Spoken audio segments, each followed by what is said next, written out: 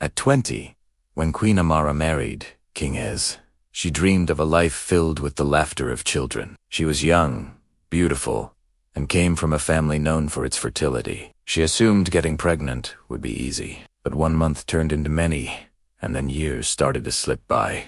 20 years passed, a long, silent stretch without a single sign of pregnancy. Amara was now 40, and the king was 55.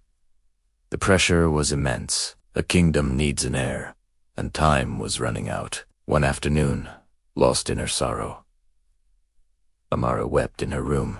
The doctor said they were both healthy, so what was wrong? Her thoughts were interrupted by a maid, summoning her to the king's chambers. Her heart sank. She knew this day would come. As they walked, she steeled herself. She would not lose her position, not without a fight. The look on King Ez's face confirmed her fears. He looked defeated. "Everything is not all right," he began, his voice heavy. "I'm getting married to another woman. Amara, I need a child. The kingship cannot leave our family." He explained that he'd given her enough time, 20 years, and with menopause approaching, he couldn't wait any longer. "I love you," he assured her, "but I need an heir. You will remain the first wife, the queen." Amara pleaded for more time, tears streaming down her face, but the king's decision was final. He had been patient, but his patience had reached its limit. Heartbroken, Amara returned to her chambers. She knew her husband was right, but she wasn't ready to surrender her place.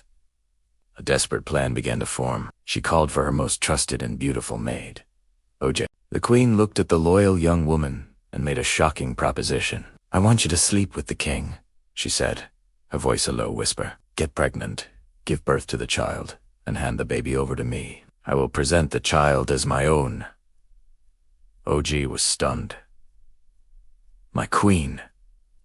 "How will you convince the king?" she asked.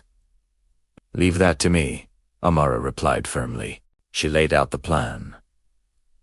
Ogi would be moved to a secret house in town, where the king would visit her. Once the baby was born, Ogi would receive 10 million naira and disappear, starting a new life elsewhere. It was a huge risk, but for Oge, it was a chance to repay the queen's kindness. "I will do it," she agreed. That very evening, the queen set her plan in motion, preparing Oge to meet the king, unaware of the tangled web she was weaving. Thanks for watching, and make sure you subscribe to see what happens in the next episode.